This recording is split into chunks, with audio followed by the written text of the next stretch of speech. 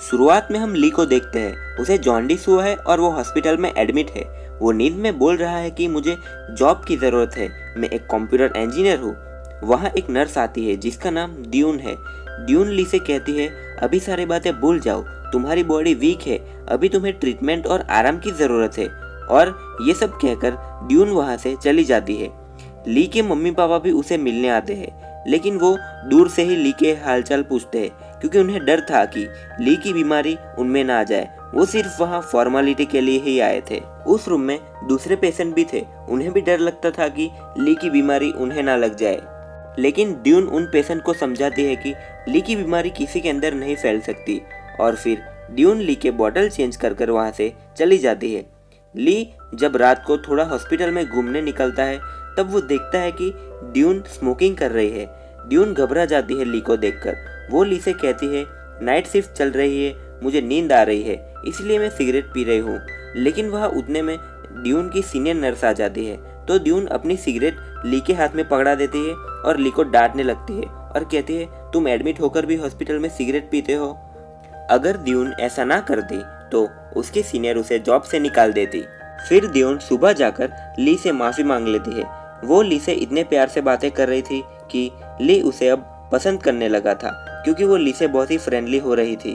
और तो और वो ली के डिश में ही खाना खा रही थी। ये देखकर ली को और ज़्यादा खुशी मिल रही थी, क्योंकि उसे लगता था कि वो भी उसे पसंद करती होगी। और तो और रात को ड्यून विजिट करने के बहाने ली के बेड पर जाती है और वहीं पर सो जाती है। जब उसका जाने का टाइम होता है, तब ली उसे जगा देता है।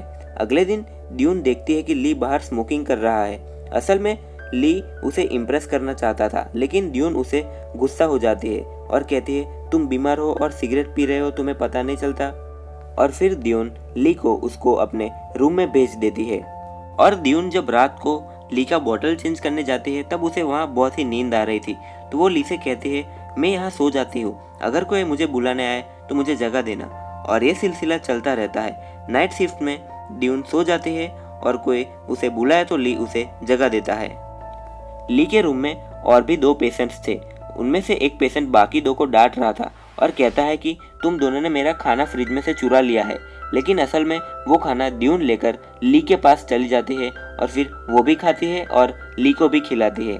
और आज डॉक्टर आते हैं और ली से कहते हैं, अब तुम पूरी तरह से ठीक हो चुके हो, अब तुम घर जा सकते हो, हम तुम्हें कल डिस्चार्ज दे देंगे। लेकिन वो वहाँ से जाना नहीं चाहता था, क्योंकि वो अब ड्यून से प्यार करने लगा था। लेकिन ड्यून अभी बहुत ही नाराज थी, क्योंकि उसका बॉयफ्रेंड उसे छोड़कर चला गया था और ये बात ली को नहीं पता थी। ड्यून अब कई दिनों तक हॉस्पिटल भी नहीं जाती। अब अगले दिन ली के मम्मी पापा आते हैं उसे लेने हॉस्पिटल में, लेकिन ली बहुत ही नाराज था, क्योंकि वो ड्यून से मिल नहीं पाया। अब ड्यून अपने दोस्तों से मिलता है, क्योंकि वो बहुत दिनों तक हॉस्पिटल में ही रहा था। उसका एक दोस्त कहता है, मुझे नहीं लगता कि ड्यून तुमसे प्यार करती होगी। ये बात सुनकर ली बहुत ही गुस्सा हो जाता है और कहता है, तुम्हें नहीं पता, लेकिन मुझे पता है कि ड्यून मुझसे प्यार करती है। अब ली अगले दिन ड्यून से मिलने हॉस्पिटल जाता है, लेकिन ड्यून आज भी नहीं आई थी। तो ली रिसेप्शन में जाकर ड्यून का मोबाइल नंबर ढूंढने की कोशिश करता है। वो उसका आधा नंबर पढ़ता है। उतने में वहाँ पर हेड नर्स आ जाती है और ली को भगा देती है। अब ली को उस आधे नंबर के साथ दूसरे नंबर ज्वाइन करने थे। वो ड्यून से कांटेक्ट करने की कोशिश कर रहा था रात भर, लेकिन आखिरकार वो ड्यून से कांटेक्ट कर ही लेता है। वो ड्यून से कहता है कि मैं तुम्हें पसंद करता हूँ। तो ड्यून कहती है, अगर तुम मेरे घर आना चाहो तो अभी आ सकते हो, क्योंकि ड्यून खुद को बहुत अकेला महसूस कर रही थी। तो ली अपनी कार लेकर ड्यून के घर पहुंच जाता है। ड्यून ली से पूछता है कि तुम हॉस्पिटल क्यों नहीं जाती हो। तो ड्यून कहती है कि मेरी हालत थोड़ी खराब थी। लेकिन ली को सच नहीं पता था कि ड्यून का ब्रेकअप हो गया है। और ड्यून ली को रात में उसके घर ही रुकने के लिए कहती है और फिर वो ली को हग कर कर सो जाती है। ड्यून भी अब ली को पसंद करने लगी थी। सुबह उठकर ली ड्यून के घर का बल्ब चेंज कर देता है। ड्यून ये देखकर रोने लगती है, क्योंकि वो हमेशा अपने एक्स बॉयफ्रेंड से कहती है कि तुम मेरा बल्ब चेंज कर दो, लेकिन वो नहीं करता था और ली ने कहे बिना ही वो बल्ब चेंज कर दिया था। अब ली हर रोज ड्यून से मिलने हॉस्पिटल जाता है और वो ड्यून के टेबल पर केक रखकर उसे सरप्राइज भी कर देता है। वो ड्यून के घर के काम में भी मदद करता है। रात को जब ड्यून हॉस्पिटल से छूटती है तब ली उसे लेने जाता है और वो दोनों घूमने जाते हैं। ड्यून भी ली से प्यार करने लगी थी। ड्यून ली से कहती है कि मेरे पास जीजू सिटी की 2 टूर टिकट है, क्या तुम मेरे साथ चलोगे? तो ली खुश हो जाता है और कहता है हाँ हाँ क्यों नहीं, जरूर चलूंगा।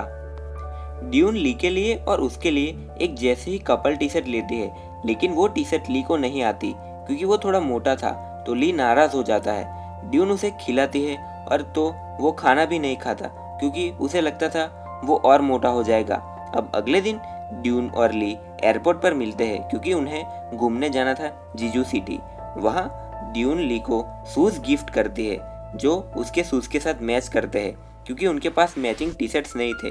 तो ली वो शूज पहनता है और ड्यून को दौड़कर दिखाता है और कहता है अब ये शूज पहनकर मैं दौड़ूंगा और फैट लॉस कर दूंगा।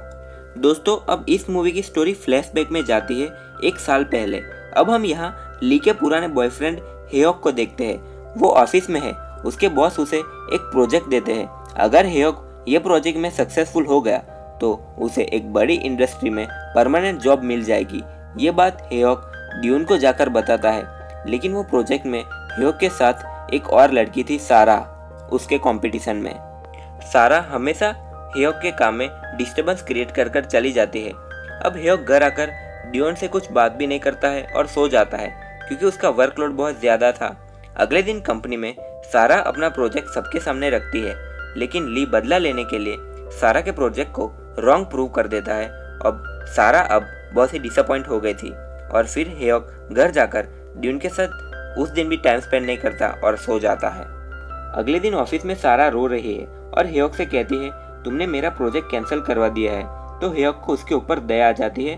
अब वो दोनों एक साथ काम करते हैं और फिर वो दोनों एक साथ मिलकर डिज़ाइन बनाते हैं और फिर वो डिज़ाइन सक्सेसफुल भी हो जाती है। तो सभी लोग उनके लिए तालियां बजाते हैं और उन दोनों के चांसेस बढ़ जाते हैं कंपनी में जॉब के लिए।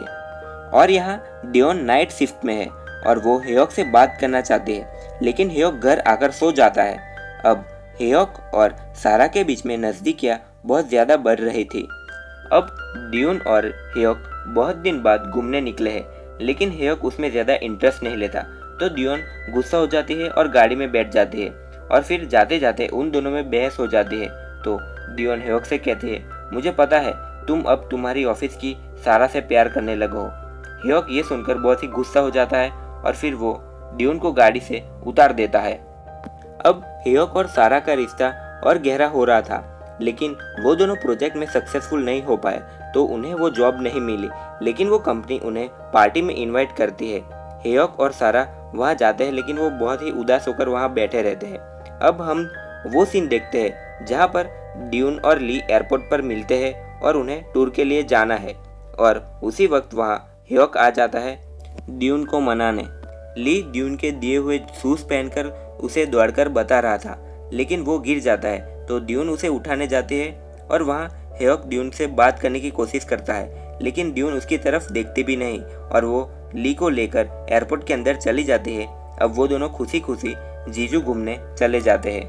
अब हेयोक वापस भागकर उस पार्टी में जाता है सारा के पास। वो सारा को अंगूठी पहनाने की कोशिश करता है और उसे प्रपोज करता है, लेकिन सारा उसे मना कर देती है और कहती है तुम मेरे टाइप के नहीं हो, सॉरी मैं तुम्हारे साथ रिलेशन में नहीं आ सकती। और अब यहाँ हेयोक अकेला पड़ जाता है और इस मूवी की कहानी यहीं पर ख़त्म हो जाती है।